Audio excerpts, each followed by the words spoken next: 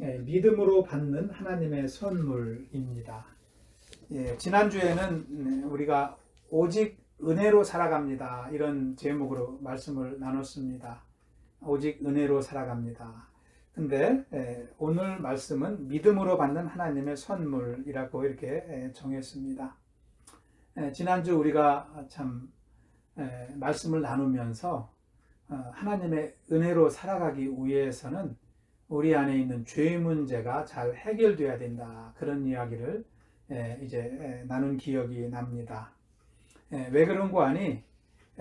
죄가 우리 마음에 남아 있으면 우리 마음의 평안이 사라지고 또 행복하지 못하기 때문입니다. 참 우리가 삶 가운데 곤고한 것은 우리의 환경 때문도 아니고 우리의 성격 때문도 아니라고 그랬습니다. 우리 안에 죄 문제 때문에 우리의 인생이 참 이제 소망이 없고 기쁨이 없다. 그런 말씀을 나눴습니다. 죄는 먼저 하나님과의 관계를 깨뜨리고 또 우리 마음에 불안한 감정을 심고 두려운 마음을 심고 또 우리 인생을 공허함으로 인도합니다. 그래서요 늘 근심하게 되고 또 미래가 불안하고 소망 없이 우리를 몰아가기 때문에 반드시 우리는 죄 문제를 해결해야 된다고 그랬습니다. 죄를 해결하는 것은 회개라고 그랬습니다. 하나님 앞에 나가서 고백하고 하나님의 용서하심을 받는 것입니다. 죄를 우리가 알기만 하고 해결하지 않으면 우리 인생의 짐은 여전히 우리 안에 남아 있게 됩니다.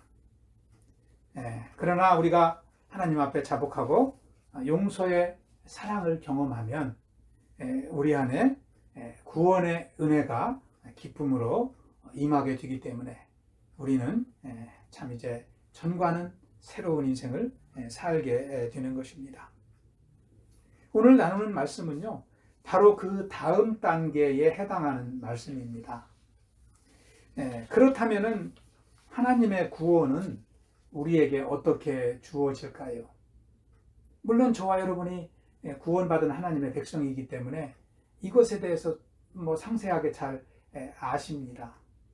그러나 이것은 신앙생활의 기본이고 또 아무리 강조해도 참 이 부족하지 않은 지나치지 않는 그런 중요한 문제이기 때문에 우리가 함께 다시 한번 말씀을 나누기로 합니다. 실제적으로 여러분도 피부로 느끼시겠지만 교회 다니는 신자 중에는 아직도 이 구원의 문제가 분명하게 해결되지 못하고 교회의 예배에 참석하는 사람들도 많이 있습니다. 그렇기 때문에 우리는 이 문제를 더욱더 분명하게 깨닫고 또 그 영혼들을 돕는 그러한 목자의 인생을 살아가야 된다고 생각을 합니다. 이 문제가 해결되지 않으면요, 교회는 늘 항상 갈등하고 영적으로 성장하지 못하고 또 이제 영적으로 부흥하지 못하고 무질서 속에서 이제 갈등만 반복하게 되는 것입니다. 그래서 기도하는 가운데 요한복음 3장 16절 우리가 잘 아는 말씀을 오늘 말씀의 본문으로 정했습니다. 성경은 여러 곳에서 구원의 비밀을 말하고 있습니다. 그런데 요한복음 3장 16절과 같이 아주 명확하고 또 간단하게 정리하는 말씀도 많지 않습니다. 여러분 성경 66권을 한 요절로 함축한다면 요한복음 3장 16절이라고 할 수 있습니다. 그래서 요한복음 3장 16절만 우리가 잘 깊이 깨닫고 이해를 한다면 우리 성경의 전체 주제를 우리는 다 알 수가 있는 것입니다. 우리 다시 한번 본문 말씀을 함께 한번 읽어보겠습니다. 시작. 하나님이 세상을 이처럼 사랑하사 독생자를 주셨으니 이는 그를 믿는 자마다 멸망하지 아니하고 영생을 얻게 하려 하심이라. 아멘. 이 요한복음 3장 16절이 주는 메시지는 분명합니다. 그것은 구원의 길은요, 우연히 생긴 게 아니라는 거예요. 또 인간이 만들어낸 것도 아니라 하나님이 친히 열어놓으신 길이라는 것을 요한복음 3장 16절은 설명하고 있습니다. 한마디로 하나님은 우리가 하나님을 찾기 전에 우리가 하나님을 찾기 전에 하나님이 먼저 우리를 사랑하셨다는 것을 기록하고 있습니다. 그래서 요한복음 3장 16절은 우리가 무엇을 해야 구원을 얻는가가 아니라 하나님이 우리를 위해 무엇을 하셨는가를 기록한 말씀이 바로 요한복음 3장 16절입니다. 오늘 말씀을 통해서 저와 여러분이 하나님께서 주신 구원의 선물을 다시 한번 확인하는 시간이 되길 축원합니다. 첫째로 우리가 알아야 될 것은요, 구원은 전적으로 예수님의 공로라는 것입니다. 구원은 예수님의 공로다. 이것이 요한복음 3장 16절이 주는 첫 번째 메시지입니다. 본문을 가만히 보시면은요, 주어가 사람이 아니라 하나님입니다. 하나님이 이렇게 시작합니다. 하나님이 하셨다는 거예요. 주어가 하나님입니다. 하나님이 세상을 창조하시고 또 세상을 사랑하신 분이 하나님이라는 것입니다. 그리고 우리 인생을 위해서 독생자를 보내주신 분도 하나님이라고 기록을 하고 있습니다. 여러분, 예수님은 하나님과 동등하신 분이신 것을 우리는 잘 알고 있습니다. 그러므로 예수님이 이 땅에 오셨다는 것은요, 하나님이 육신을 입고 이 땅에 오셨다는 말과도 같은 말입니다. 그래서 더욱더 구원은 하나님의 계획이요, 하나님께서 예수님을 통해서 이루신 일인 것을 우리는 잘 알 수 있습니다. 다시 말하면 우리의 선행이나 우리의 공로로 구원이 이루어진 것이 아니라는 것이지요. 여러분, 로마서 5장 8절 말씀을 보시면 더욱더 잘 알 수 있습니다. 로마서 5장 8절을 제가 읽어보겠습니다. 우리가 아직 죄인 되었을 때에 그리스도께서 우리를 위하여 죽으심으로 하나님께서 우리에 대한 자기의 사랑을 확증하셨느니라. 여러분도 이 말씀을 잘 아시죠? 저는 참 이 말씀을 읽을 때마다 참 너무나 은혜가 됩니다. 이 말씀은 주님의 복음을 아주 가장 선명하게 보여주는 말씀이라고 할 수가 있습니다. 이 말씀의 뜻은 무엇입니까? 하나님은 우리가 착해서 사랑하신 것이 아니라 우리가 여전히 죄악 가운데 살고 있을 때 이미 하나님은 우리를 사랑하셨다는 것입니다. 할렐루야. 아멘. 이게 얼마나 참 가슴 뭉클한 말일까요? 저는 이 말씀이 참 은혜가 되는 것은 제가 죄인 줄도 모르고 하나님을 거역하며 살았던 때가 있기 때문입니다. 그런데 그때도 주님은 저를 생각하셨고 저를 사랑하고 계셨다는 겁니다. 마치 부모의 마음을 모르고 부모를 원망하고 살던 자식과 같은 것이죠.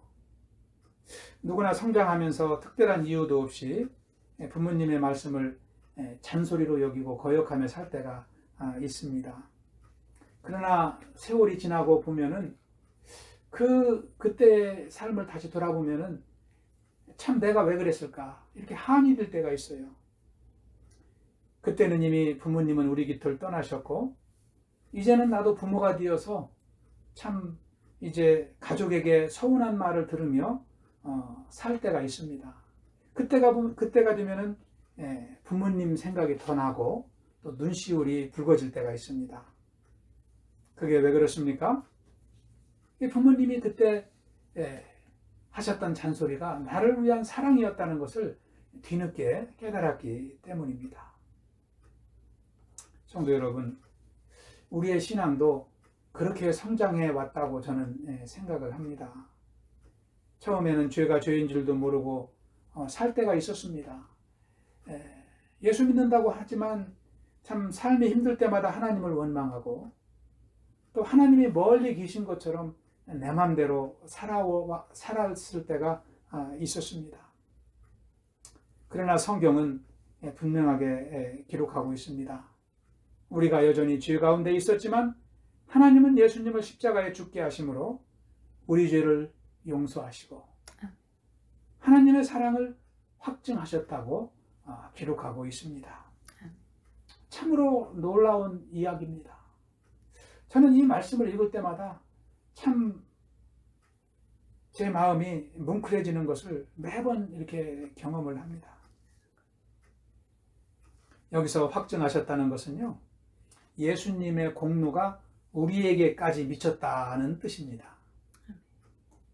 마치 철없던 자녀를 끝까지 품어주셨던 부모님의 사랑이 결국은 우리에게 다가왔던 것처럼 하나님은 우리를 위해서 구원의 은혜를 이렇게 베풀어 주셨다는 것입니다.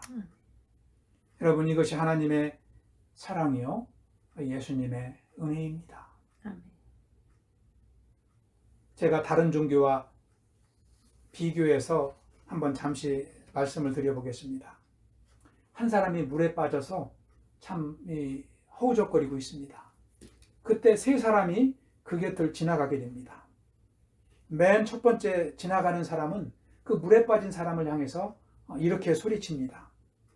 빨리 물속에서 나오시오. 그곳은 너무도 위험한 곳입니다. 그래서 빨리 나와야 됩니다. 이렇게 소리치고 그냥 지나갔습니다. 이것은 불교입니다. 부디즘, 불교의 교리예요. 불교는요, 스스로의 고행을 통해서 극락에 이른다고 가르칩니다. 그러나 우리의 고행을 통해서는 절대로 우리가 이제 구원함을 받을 수가 없습니다. 두 번째 사람은 이렇게 말하며 지나갑니다. 왜 그곳에 들어갔어요? 내가 들어가지 말라고 했지 않습니까? 그것은 위험한 곳입니다. 이렇게 소리치면서 지나갔습니다. 이것은요, 컨퓨셔니즘, 이 유교입니다. 유교는요, 다른 사람을 책망해서, 잘못을 책망해서 바른 길로 가라고 가르칩니다. 그런데요, 그렇게 아무리 가르쳐도 구원의 길은 이룰 수가 없다는 것이죠. 그런데 세 번째 사람은 이렇게 했습니다. 세 번째 사람이 지나가면서 물에 빠져 위험에 처한 사람을 보자마자 그는 망설임 없이 뛰어들었습니다. 그리고 그는 그를 구해서 밖으로 인도해 냈습니다.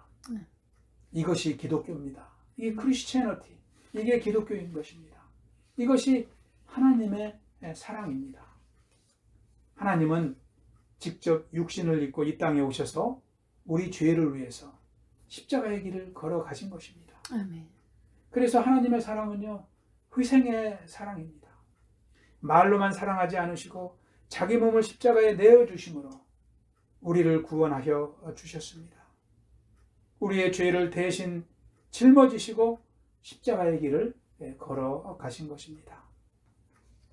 더욱더 놀라운 사실은 하나님은 지금도 그 사랑을 알지 못하고 방황하는 인생들을 위해서 기다리고 계신다는 거예요.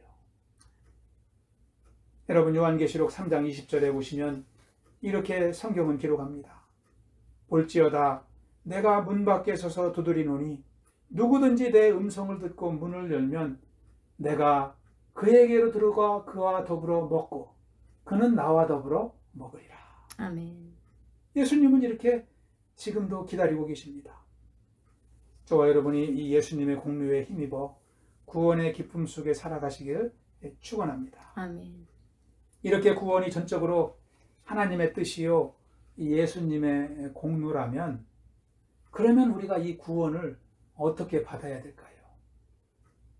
두 번째로 살펴볼 주제가 그것입니다. 어떻게 우리가 그 하나님의 구원을 받을 수 있을까? 두 번째는 우리가 구원받기 위해서는 반드시 믿어야 한다는 것입니다. 오늘 말씀 후반절을 한번 다시 보시기 바랍니다. 이는 그를 믿는 자마다 멸망하지 않고 영생을 얻게 하려 하심이라. 이렇게 기록합니다. Whoever believes in him. 그를 믿는 자마다 그랬습니다. 다른 조건은 없습니다. 우리가 뭐 할 일은 없습니다. 우리가 마음으로 믿는 것입니다. 무엇을 믿어야 할까요? 참으로 중요한 말씀이죠. 우리가 무엇을 믿어야 구원을 받을까요? 여러분 요한복음 19장 30절에 보시면 예수님께서 십자가에서 돌아가시기 전에 마지막으로 한 말씀을 하시고 돌아가십니다. 그 말씀이 바로 다 이루었다입니다. 다 이루었다 이 말씀을 하시고 고개를 떨구시고 돌아가십니다. 여러분 이 말을 우리는 잘 알아야 돼요. 다 이루었다는 말은요, 헬라어로 테텔레스타이라고 합니다. 테텔레스타이. 여러분도 한번 해보시기 바랍니다. 테텔레스타이. 이게요 다 이루었다는 말이거든요. 이 영어로는 it is finished. 현재 완료형 문장으로 되어 있습니다. it is finished. 이것은 다 끝났다는 뜻이죠. finished. 다 끝났다는 것입니다. 그러면 무엇이 끝났다고 예수님은 말씀하셨어요? 이 테텔레스타이는요, 당시 2000년 전에 그 당시 사람들이 빛을 다 갚을 때 쓰는 단어가 바로 테텔레스타이입니다. 그래서 이 빛, depth, 이 빛이 완납되었다. 더 이상 갚을 빛이 없다. 그런 뜻이 바로 테텔레스타이입니다. 예수님은 돌아가시기 전에 테텔레스타이 하며 돌아가셨어요. 그것은 저와 여러분이 진 죄의 빛을 예수님이 다 갚으셨다는 거예요. 우리는 이것을 믿어야 돼요. 아멘. 이것을 믿을 때 누구든지 구원함을 아멘. 받습니다. 주님이 십자가에서 고난을 받으심으로 내 죄의 빛을 다 갚으셨다는 것을 믿을 때 아멘. 우리 심령의 생명의 기쁨이 임하는 줄 믿습니다. 아멘. 할렐루야. 아멘. 여러분 우리가 빚 지고는 못 산다 그런 얘기 있잖아요. 이 경제적인 빚도 물질적인 빚도 지면은 근심이 떠나질 않는데 여러분 우리가 죄의 빛을 지고서 어떻게 살아갈 수가 있어요? 죄의 빛을 지고서 어떻게 생명을 보존할 수가 있습니까? 우리가 예수님께서 그런데 이 빛을 다 갚아주셨다는 것을 믿을 때 우리가 얼마나 기쁨이 샘솟습니까? 우리는 그러한 기쁨 속에서 하나님의 구원을 선물로 받은 줄로 믿습니다. 아멘. 그런데요, 아직도 이것을 믿지 못하는 영혼들이 많습니다. 아무리 주님께서 우리의 빛을 다 갚아주셨어도 그것을 믿지 않으면 아무 소용이 없는 것입니다. 저는 가끔 어릴 적 생각을 할 때가 있습니다. 저는 9살까지 농촌 마을에서 살았거든요. 농촌에서 살을 때 참 이 할아버지 할머니가 이 농사를 지으셨습니다. 어머니는 큰 며느리로서 이 식사 때가 되면은 늘 가마솥에다가 쌀을 안치고 불을 떼서 밥을 하셔요. 여러분 그 시골 농촌 부엌을 상상하시잖아요. 그렇게 이제 불을 떼서 밥을 하시는데 어머니는 7남매를 두셨어요. 저희가 7형제입니다. 4남 3녀인데 그래서 어머니 등에는 항상 제 동생이 누구든지 하나가 엎여 있어요.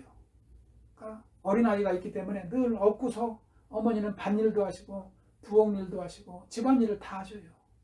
양손은 늘 바쁘고 등에는 아이가 엎여 있고 그래서 밥을 지을 때도 늘 등에다가 아이를 넣고 참 이제 부엌에서 밥을 지시고 불을 떼서 밥을 지시던 어머니의 모습이 지금도 선명하게 남아 있습니다.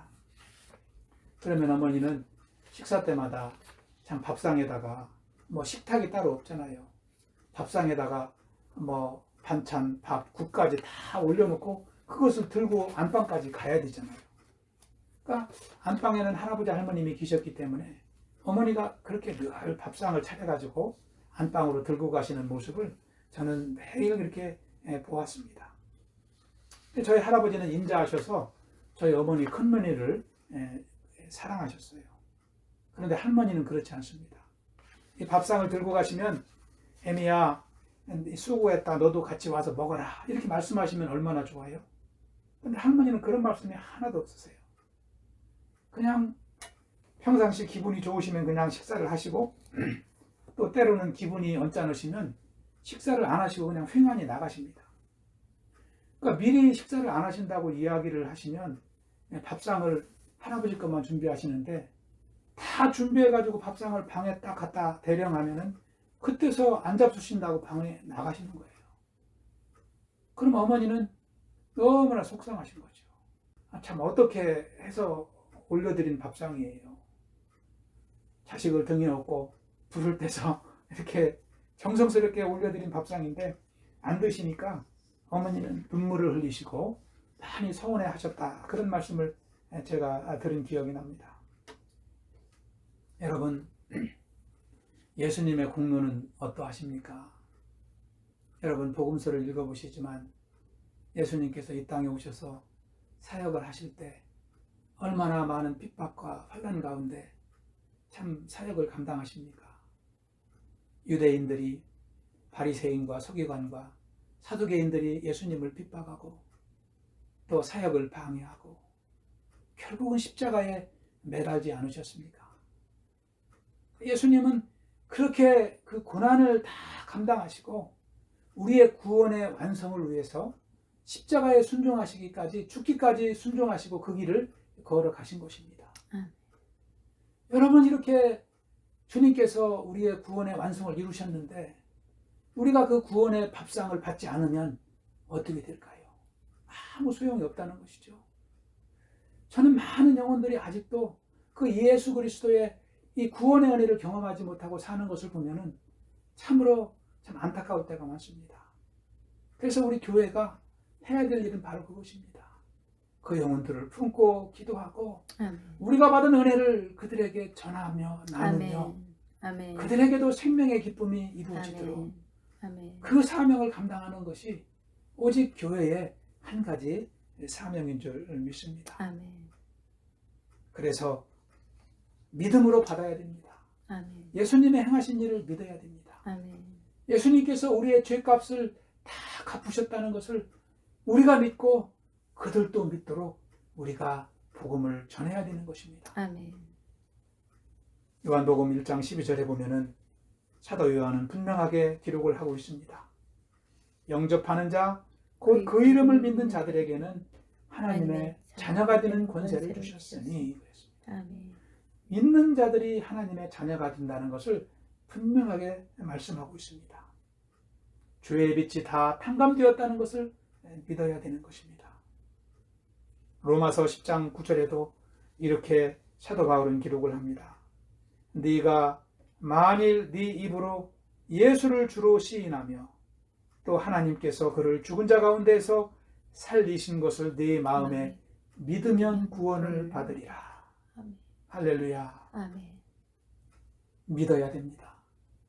믿음으로 우리는 하나님의 자녀가 되고 축복의 인생길을 걸어갈 수가 있는 것입니다.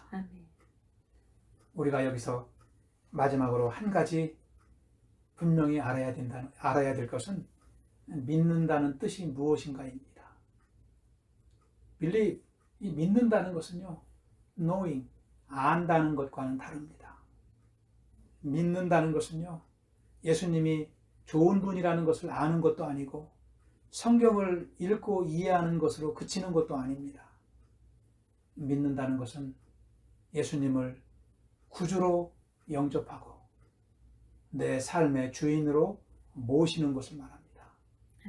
그리고 주님의 말씀에 순종해서 살아가는 것, 그것이 바로 주님을 믿는 것입니다. 그러면 성령께서 역사하십니다. 우리의 삶을 주장하시고 우리의 기도에 응답하시며 우리에게 말씀하시고 동행하는 역사가 일어나게 되는 것입니다. 할렐루야. 아멘. 우리가 구원을 받았지만 우리 함께 한번 해보겠습니다. 예수님을 제 인생의 구주로 영접합니다. 제가 주님을 순종하며 살겠습니다. 제가 주님을 순종하며 살겠습니다. 아멘. 아멘. 이렇게 주님은 저와 여러분 안에 함께 하십니다. 하나님은 앞으로 우리 남은 인생을 통해서 놀라운 아멘. 역사를 아멘. 이루어 주실 줄로 아멘. 믿습니다. 아멘. 지금까지도 은혜로 살았지만 우리가 앞으로 주님 안에서 경험할 더욱더 큰 놀라운 축복과 은혜를 생각하면 우리의 인생의 소망이 넘치지 않을 수가 없습니다. 아멘. 우리가 주님의 은혜가 임할 때 우리 삶 가운데 주어지는 축복이 무엇인지 우리가 다음 주에 다시 한번 자세하게 나누려고 합니다. 아멘. 특별히 우리 교회를 통해 이루실 주님의 역사를 기대하며 아멘. 우리의 기쁨이 이웃의 기쁨이 되게 할 때에 하나님은 우리의 삶을 축복하시고 교회를 축복하시고 또 생명의 열매 맺는 역사로 우리의 인생을 충만하게 채워주실 것입니다. 아멘. 저와 여러분이 주님 주신 생명의 기쁨으로 늘 충만한 삶을 살아가시길 축원합니다. 아멘. 할렐루야. 아멘. 우리 한번 해보겠습니다. 구원의 확신 속에 살아갑시다. 구원의 확신 속에 살아갑시다. 예, 아멘. 아멘. 예, 기도하겠습니다.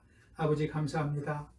아버지 세상의 죄악 가운데 아버지 우리를 버려두지 아니하시고 또 참 은혜로 구원하여 주신 주님을 찬양합니다. 아멘. 우리가 갚을 수 없는 죄의 빚을 십자가에서 다 갚으시고 우리를 자녀로 품어주신 하나님의 사랑을 인하여 감사를 드립니다. 아멘. 아버지 아무 공로 없이 주님의 자녀로 품어주시고 하나님의 일꾼으로 세워주시고 또 주님 주신 사명을 따라 살게 하신 주님의 은혜를 늘 기억하게 도와주시고 아멘. 우리가 하나님의 인도하심 속에 하루하루 승리하며 하나님의 축복을 누리는 귀한 인생으로 인도하여 주시옵소서. 아멘. 아버지 특별히 우리의 삶을 통해서 한 영혼이 주님을 알아가게 하시고 생명을 얻는 귀한 역사가 일어나게 하여 주시옵소서. 아멘. 우리가 참 하나님 나라를 향하여 구원의 완성을 이루어가는 귀한 교회여 삶이 되도록 인도하여 주시옵소서. 아멘. 감사하오며 예수님 이름으로 기도하옵나이다. 아멘. 아멘.